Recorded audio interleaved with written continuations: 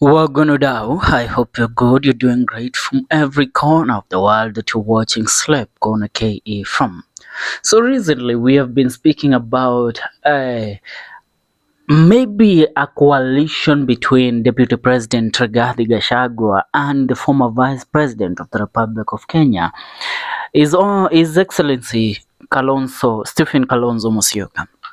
Now, these were just speculations, but recently, some new details have come to light on a certain coalition that is currently looming under the carpet that might come to be the greatest threat to to William Ruto uh, election in the 2027 general election.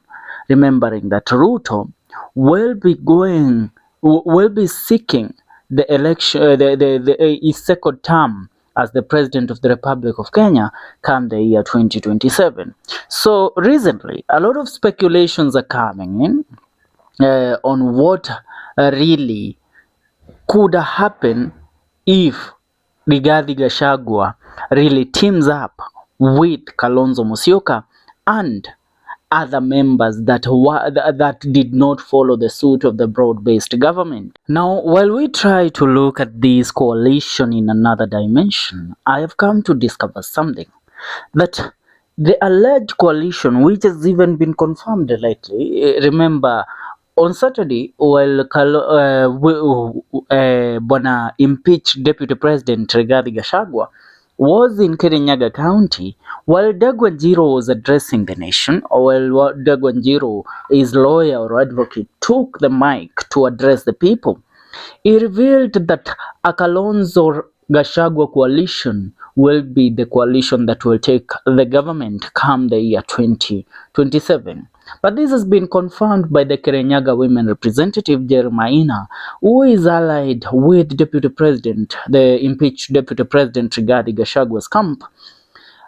She announced the formation of a significant new political coalition poised to reshape Kenya's political landscape. Jerry has disclosed that this emerging alliance is set to include key political figures such as Wiper Party leader Kalonzo Musyoka, former Interior Cabinet Secretary Fred Matiang'I, and the current Trans Nzoia Governor George Natembeya, who has refused to fall victim of Ruto Raila brand-based government. Now, this strategic coalition aims to strengthen their position ahead of the 2027 general election. Maina emphasized that inclusion of these prominent leaders, each with a wealth of political experience and influence, will enhance the coalition's appeal.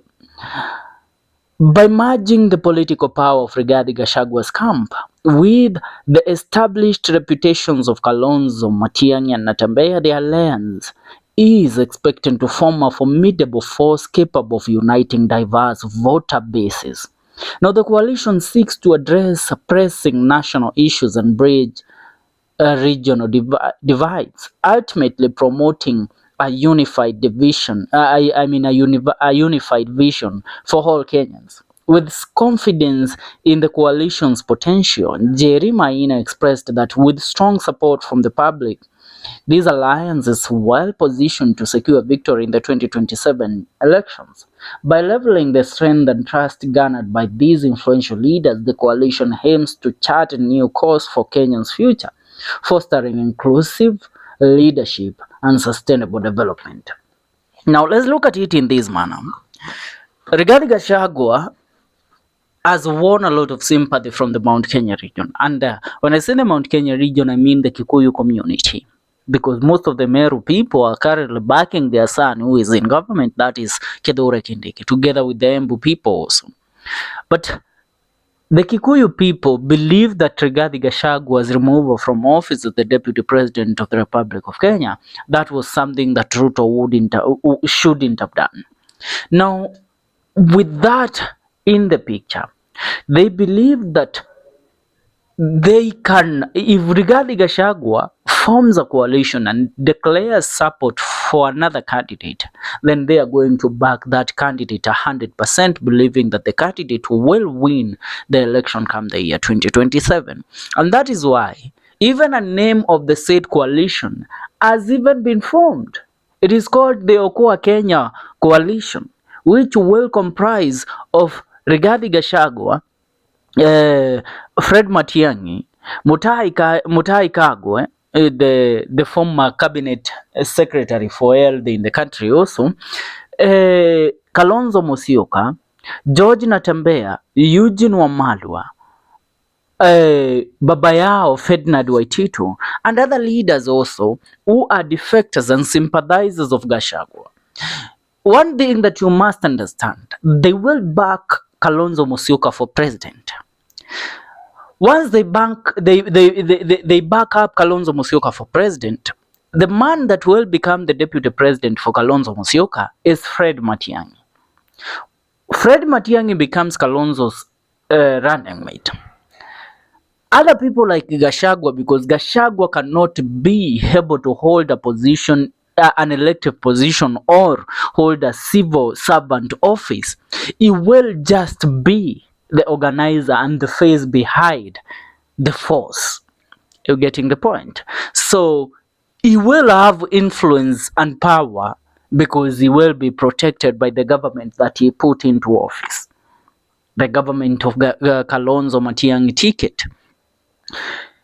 When you come to look at it, if the Kikuyu people back Kalonzo Musyoka fully, then the Kamba people back Kalonzo Musyoka fully. Because now Matiang'I has been brought into the picture. The Kisii community,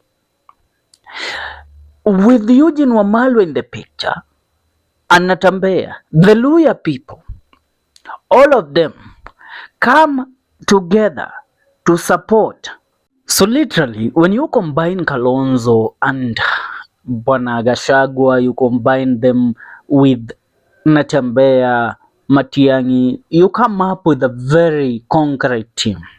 And the reason why even President William Ruto is currently fighting Gachagua, he knows that a coalition like this, the Okoa Kenya coalition that is currently being groomed, can become a nightmare for him, can become his downfall, and can become the team that will make him a one-term president.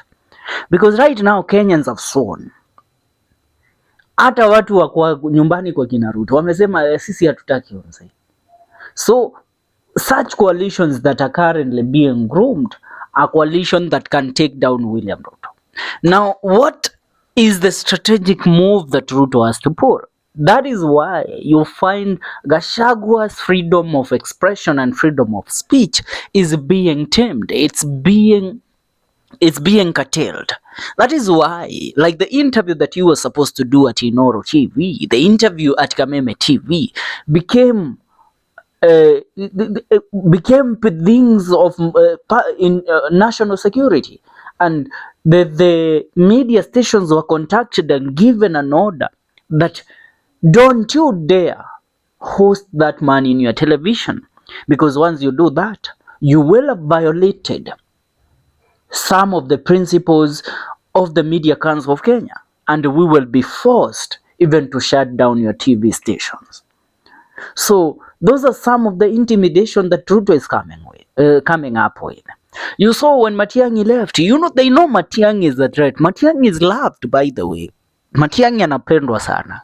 So such people, when they come together, Matiang'I, Kalonzo, Gachagua, all these have proved that sisi si watu kuhusishwa na hiyo serikali. And they have influence in their own regions. They have their own influence. Though Gachagua influence yake ilikuwa minimal sana kitambo. But right now, he has gotten sympathizers. About 70% of the population of the country sympathized with Gachagua over his impeachment. So, ni time mgundue that the political times of this country, mchezo wa siasa hujaisha bro. Ndio maana when you are told that they are planning charges of treason against Gachagua, you must agree with that. For now ni hayo tu kwa sasa. Make sure una subscribe.